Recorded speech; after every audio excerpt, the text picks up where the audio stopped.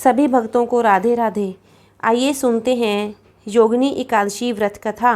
धर्मराज युधिष्ठिर कहने लगे कि हे महाराज, मैंने ज्येष्ठ शुक्ला एकादशी के व्रत का महात्म्य सुना।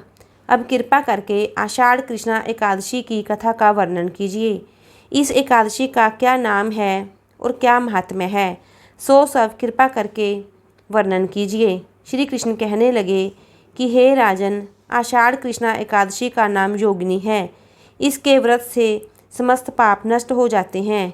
यह इस लोक में भोग और परलोक में मुक्ति देने वाली है।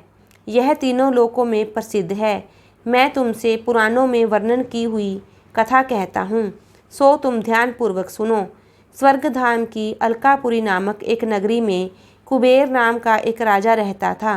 वह शिव भक्त था और प्रतिदिन शिव की पूजा किया करता था।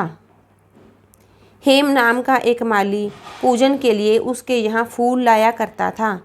उस हेम माली की विशालाक्षी नाम की अत्यंत सुंदर स्त्री थी। एक दिन वह मानसरोवर से पुष्प तो ले आया, परंतु कामासक्त होने के कारण वह अपनी स्त्री से हास्य विनोद तथा रमन करने लगा। इधर माली दोपहर तक पुष्प लेकर राजा के पास नहीं पहुंचा। उधर राजा उसकी राह देखता रहा। अंत में कुबेर ने सेवकों को आज्ञा दी कि तुम लोग जाकर हेम माली के न आने के कारण का पता लगाओ, क्योंकि वह अभी तक पुष्प नहीं लाया है।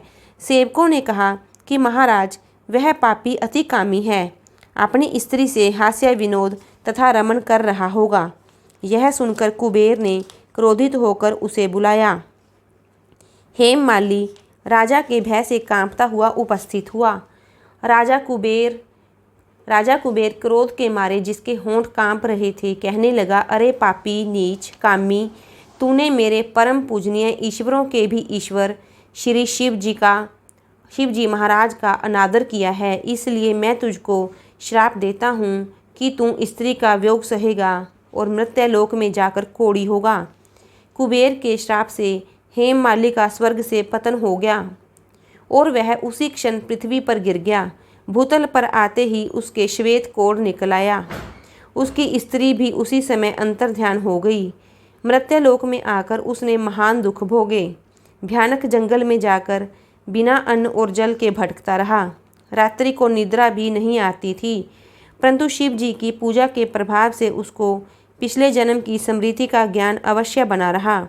घूमते घूमते एक दिन वह मार्कंडेय ऋषि के आश्रम में पहुंच गया, जो ब्रह्मा से भी अधिक वृद्ध थे और जिनका आश्रम ब्रह्मा की सभा के समान लगता था।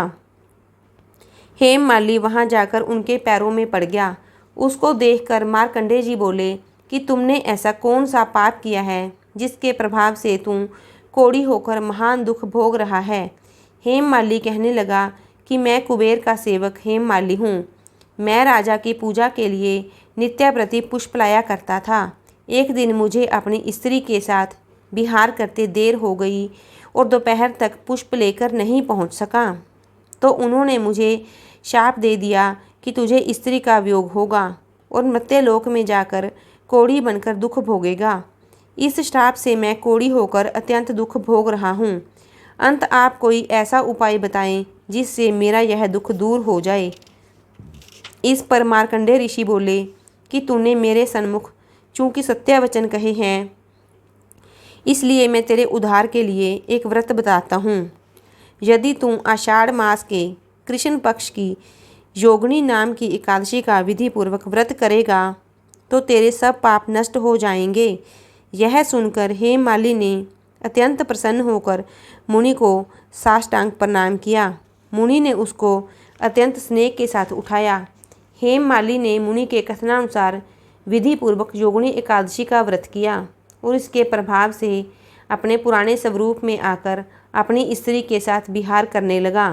हे राजन, यह योगिनी एकादशी का व्रत 88,000 ब्राह्मणों को भोजन कराने के बराबर फल देता है। इसके व्रत से समस्त पाप दूर हो जाते हैं और अंत में स्वर्ग प्राप्त होता है। बोलिए श्री हरि की जय। ओम नमो भगवते वासुदेवाय।